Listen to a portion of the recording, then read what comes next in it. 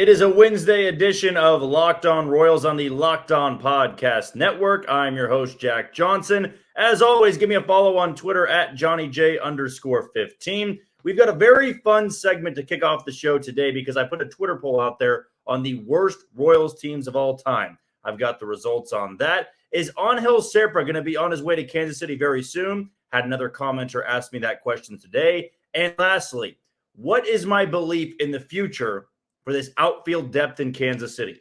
All of that is coming up next on Locked On Royals. You are Locked On Royals, your daily Kansas City Royals podcast. Part of the Locked On Podcast Network, your team every day.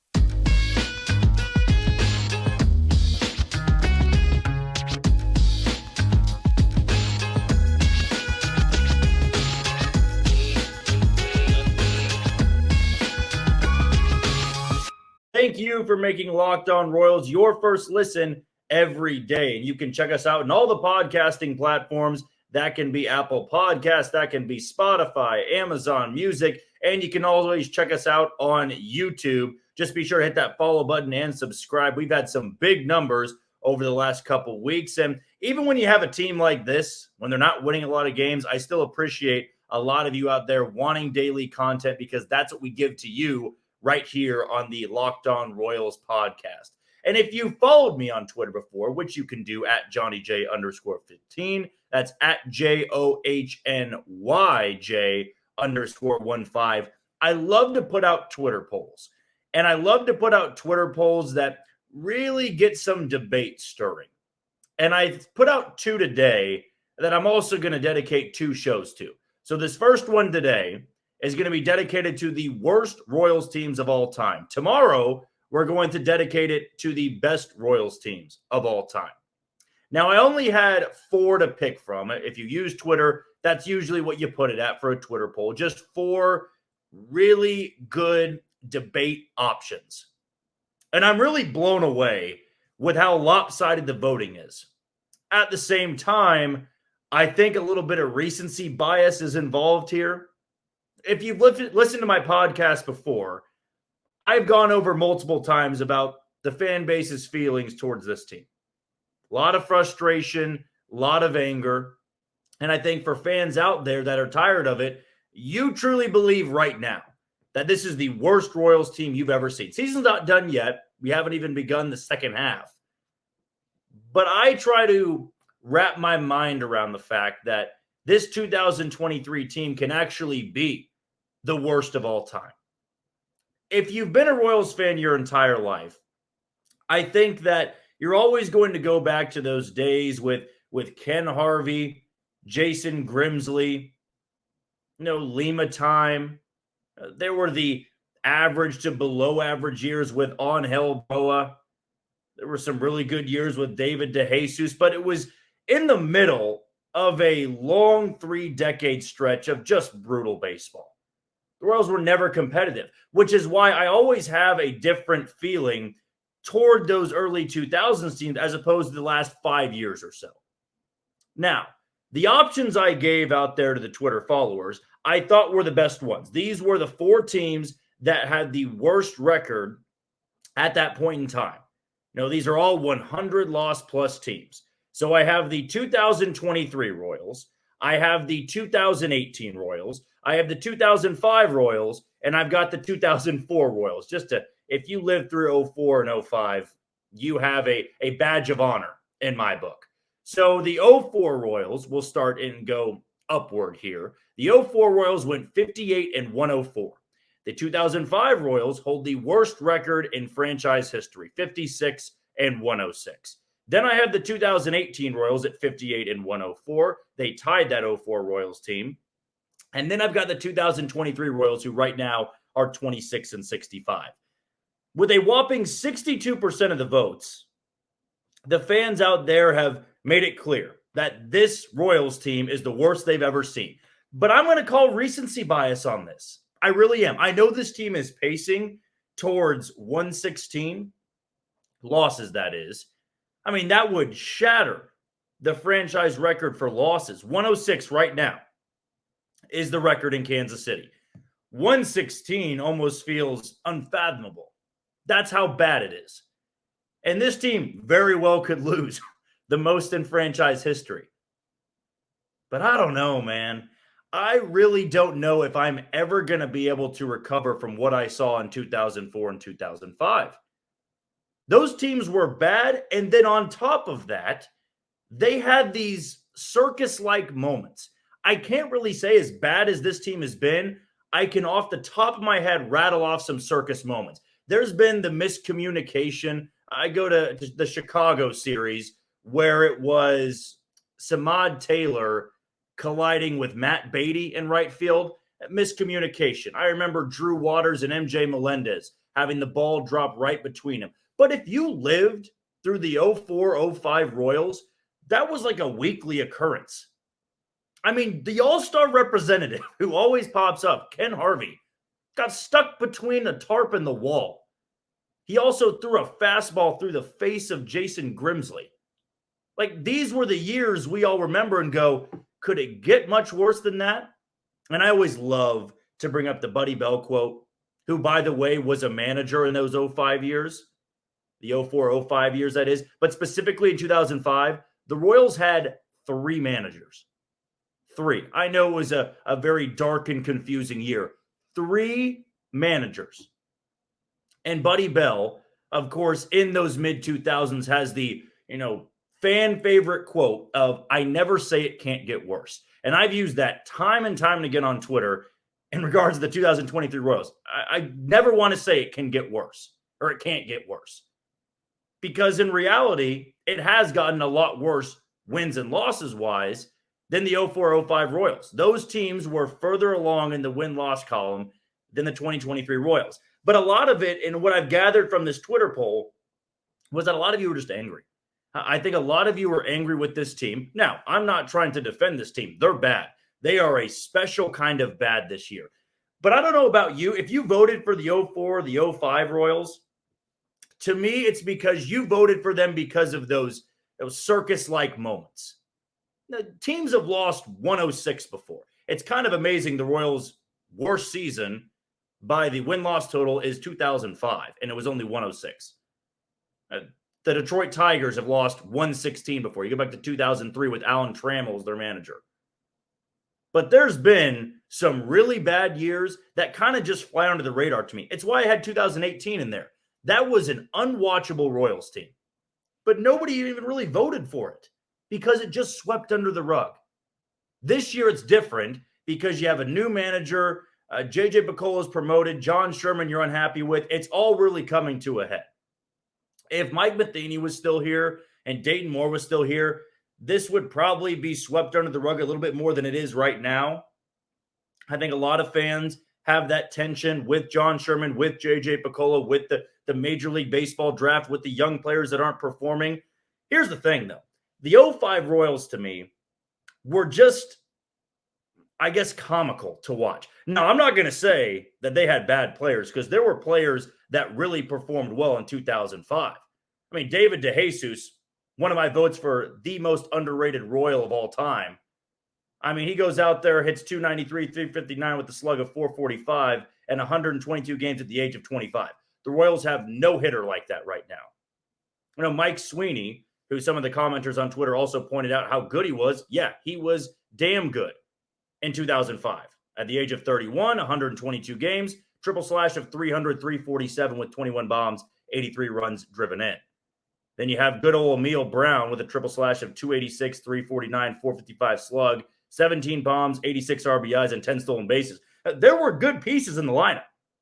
There were also some really bad pieces. You had guys that were struggling like a Joe McEwing, just bad bench players. I would say that even guys like Angel Zerpa, who had, competed at a very high level in the Rookie of the Year conversation early on in his career, he was not very good in 2005. Ruben Gauthier, not good either. Matt Stairs had a very good year. Like, offensively, the 2005 Royals were not that bad. Pitching, unwatchable. I remember that very specifically with Zach Greinke having a bad year. Lima time, Jose Lima was really bad. Renelvis Hernandez. It was all ugly. It was unwatchable. DJ Carrasco had the lowest ERA of the bunch in the starting rotation. JP Howell was out there. It was not a super old rotation. In fact, I'd say it's younger than the one right now. You had Greinke at 21, JP Howell at 22. The bullpen, aside from really Mike McDougald, was pretty bad as well. Jimmy Gobble wasn't very good. Sean Kemp wasn't very good. It was a bad team. But again, I'm going to go back to the point that I think that team and the 04 team feel different to me because you have those, oh my God, what did I just watch? And Ken Harvey's involved in 3 of them. Ken Harvey gets hit in the back of the head by a relay from Matt Stairs in San Diego. He gets stuck behind the tarp. And I know it's not the 05 year, but that era is what I'm getting at here. The 2003, 04, 05, 06 years. They had those moments, and 3 involved Ken Harvey. And you just go, if you ask any Royals fan, that's truly a Royals fan, they know exactly where they were and what they were thinking when Ken Harvey did that. Some bad years, man. And I do think this year is bad. And this team could very well break the all-time losing record in a single season by a handful of games.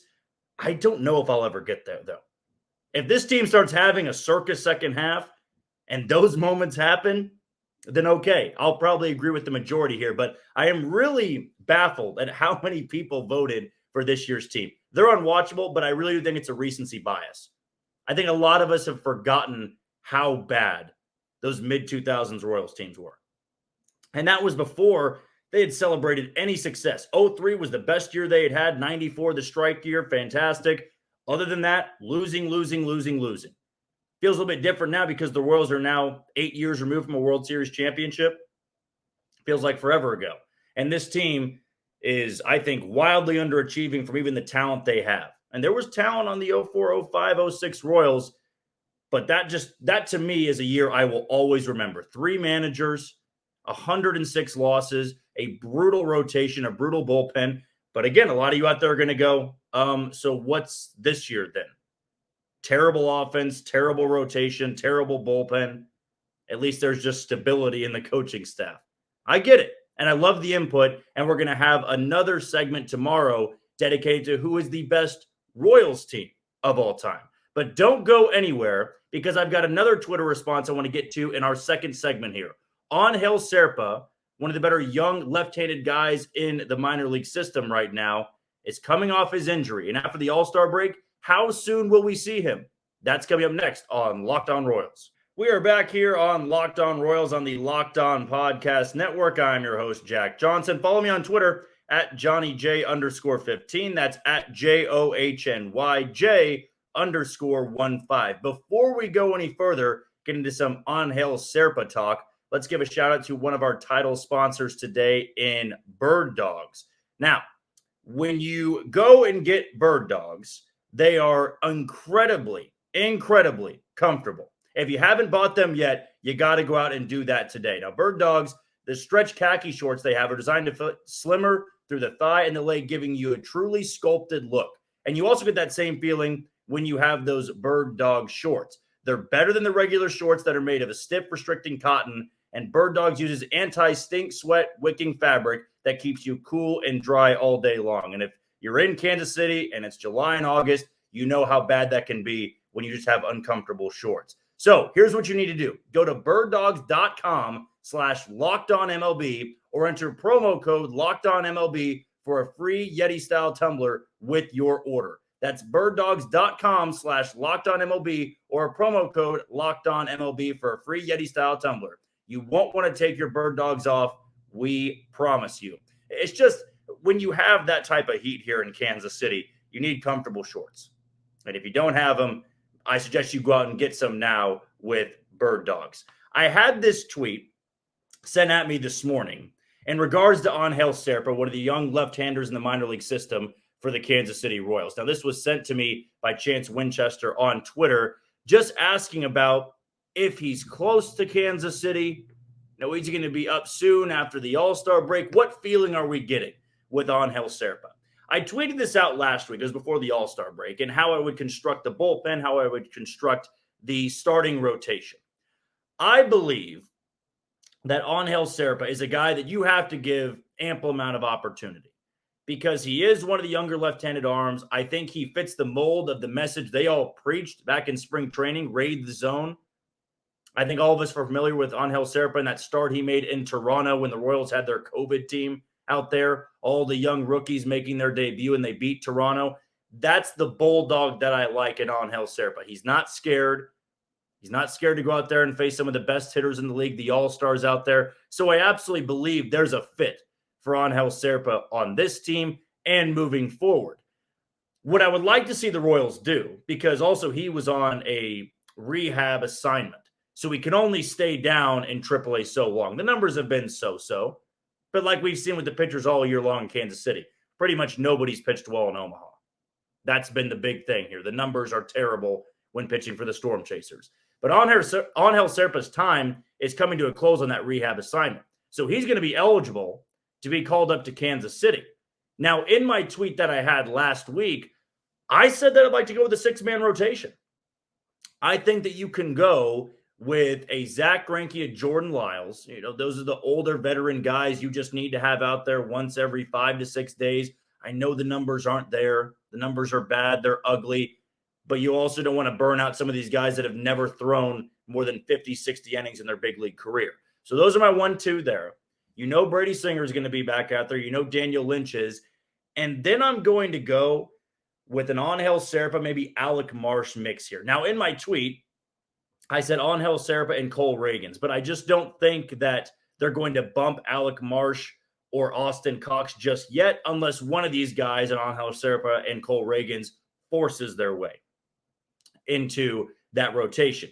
At the same time, Zach Greinke's on the injured list. Somebody's going to be able to make a start, I believe, against Detroit this following week. So you could call up a Cole Ragans. You could call up an Angel Zerpa. And I think even if it's one or the other here, the other guy's not far behind.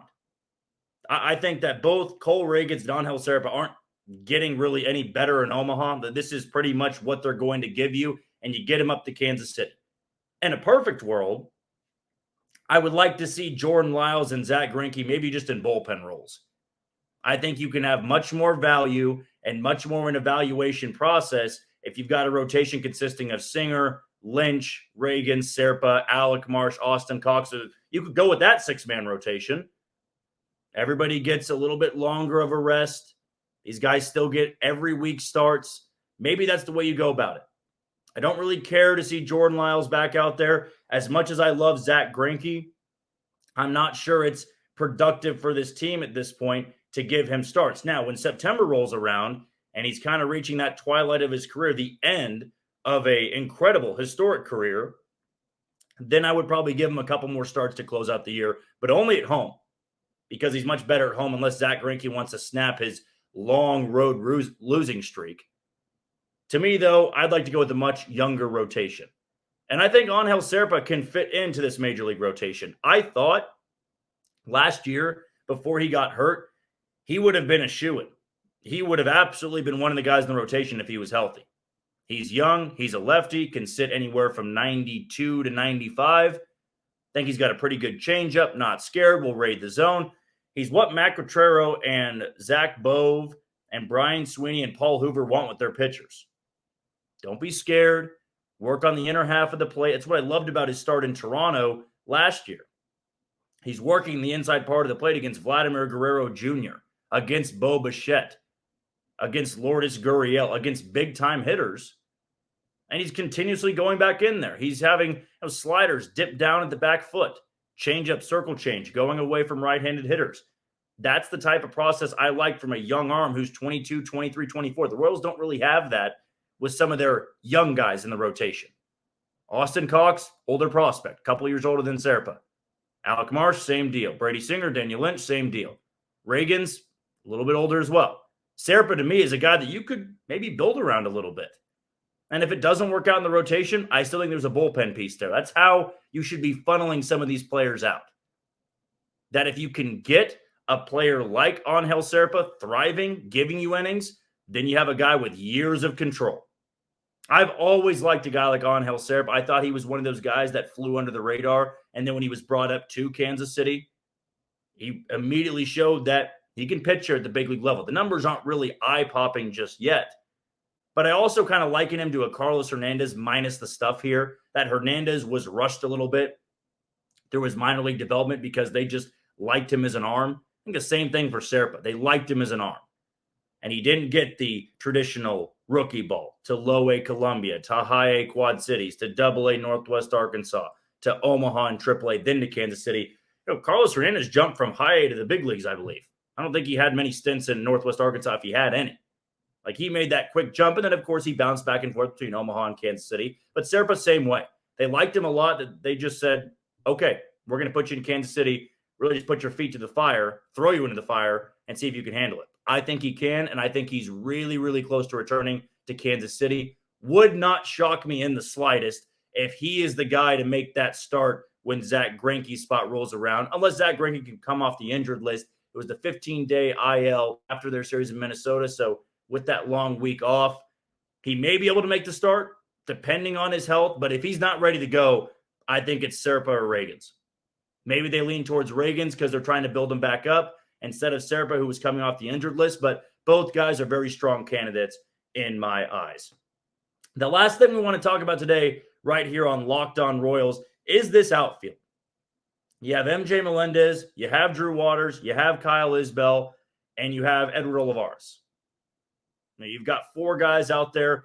None of them really are showing that they are future pieces. But is there something that I'm missing? Is there a big second half in store for one of them? That's coming up next on Locked On Royals. You are tuned into Locked On Royals on the Locked On Podcast Network. I'm your host, Jack Johnson. As always, be sure to follow me on Twitter at JohnnyJ_15. That's at JOHNYJ_15. And you can catch us on all of those podcasting platforms. That can be Amazon Music, Apple Podcasts, Spotify, and you can check us out on YouTube. Just be sure to hit that follow and subscribe button.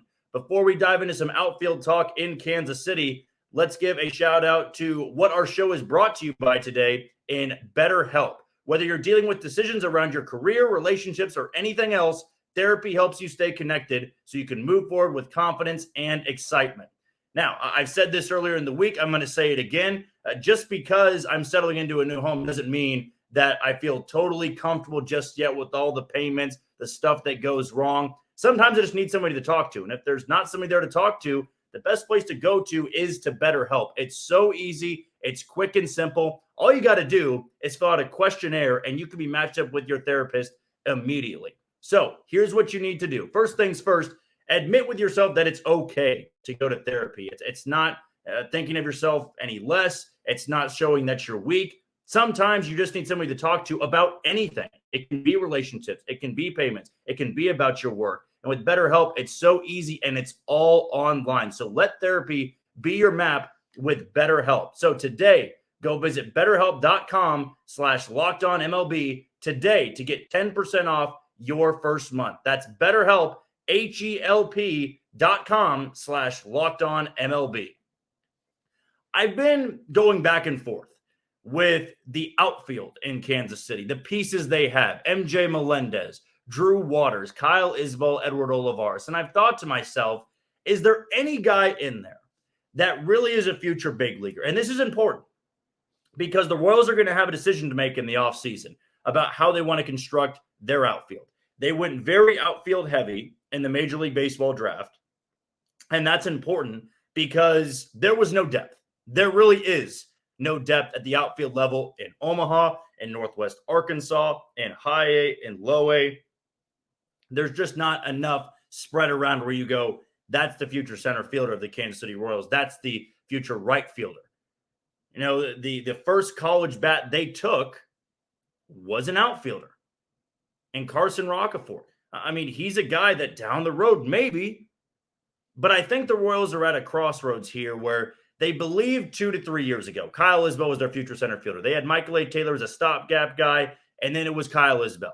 Then they make that trade going into the Major League Baseball draft last year, and they go out and get Drew Waters. And then everybody goes, well, Drew Waters was the number 1 prospect in Atlanta. Definitely had big strikeout numbers, but he's something to work with. A couple years before that, you trade for Edward Olivares, and the Trevor Rosenthal deal kind of felt like a corner outfield bat. Good exit velocity, good barrel percentage. Fielding's atrocious, though.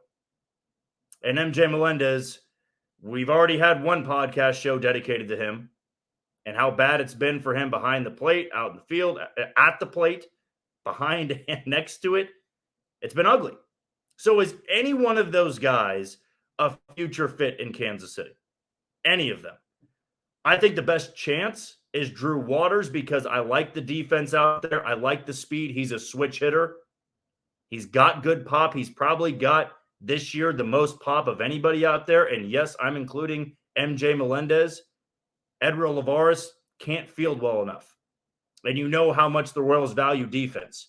I mean, it really shows you that for a while Edward Olivares was a top 5 hitter on this team, but Matt Quattro's not putting him in the lineup every single day because he can't field his position. He's bad in left, bad in right. I think that Edward Olivares at this point is a trade chip, and he's not a future fit in Kansas City. Then I go to MJ Melendez. I know that no offer should be off the table for the Royals. You're trying to better your farm system. You're trying to load up at high A, low A, stuff like that. And maybe MJ Melendez can generate some interest, but right now he's lost at the plate. Absolutely lost. The approach is not there. I'm not sure what the goal is. Of course, everybody's going to say, well, to hit the ball. Well, it doesn't look like that at the plate. It looks more so defensive than anything, like he's not trying to strike out, which he's doing a lot of. The power is no longer there. The eye at the plate is not really existent. Lots of swings and miss, and it's a lot of defensive stuff. A lot of flailing one-handed opening of the hits. And I'm no hitting coach, but I can see how much MJ Melendez is struggling right now, and it's put into question if he's a future fit. Now, here's the other thing. Even if MJ Melendez was hitting 2 times as good as he is right now, he's not fielding well enough. And that still is a really big part of forming your outfield, right? If you're going to be a terrible defensive outfielder, if you're going to be bad, right, below average, well below average, you have to be a top 3 hitter in that lineup because that just goes to show you that one side of the field, you are going to hurt your team tremendously. And MJ Melendez is too athletic to be a designated hitter. So until he improves to being a slightly below average to an average outfielder, which could still happen, he's not a part of the future for me. Kyle Isbell. Defense is great. He's never going to hit well enough, I think, to stay up in Kansas City. I would like for him to because I really do want to believe in Kyle Isbell, but I'm not so sure that I can believe in the numbers right now. I'm hoping I'm wrong. I want every single one of these guys to prove me wrong, that there is some sort of a fit here they can improve. Kyle Isbell is a major league defender, but for a contender, he's a 5th or 6th outfielder at best. He's not an everyday guy. And Drew Waters right now is an everyday guy, but I think for a contender, at best, he's a 4th outfielder right now. And that goes to show you that in the offseason, that may be a point of emphasis, that the Royals are going to try to spend money in free agency and help out the outfield depth a little bit because there's not much there. They went with Jackie Bradley Jr. on a minor league deal. If you want to call Franmil Reyes an outfield option, I can give you that, but he's not really. He was never a great defender. And to me, it really feels like that's an area where the Royals can get a lot better, both defensively and at the plate. You need a couple of corner outfield bats. I'm not saying that you have to break bank, but there's going to be some guys that are available that will be a lot better than the options that you have right now. So not too high on the outfield depth in Kansas City, not too high at the outfield depth anywhere in this system, but maybe through the draft, it's starting to look like some of these guys can turn into maybe something as a future outfielder for the Kansas City Royals, or they go through free agency next year and try to piece together a much better outfit than they are displaying in 2023. That'll do it for another edition of Locked On Royals on the Locked On Podcast Network. I've been your host, Jack Johnson. Be sure to follow me on Twitter at JohnnyJ_15 and check us out on all the podcasting platforms, Amazon Music, Apple Podcasts, Spotify, and YouTube. Just hit that follow button or that subscribe button and give us any comments that you want. What do you want us to talk about? We'll have plenty to get into every single day. We have a show Monday, Tuesday, Wednesday, Thursday, and Friday. Until then, you take it easy, Kansas City.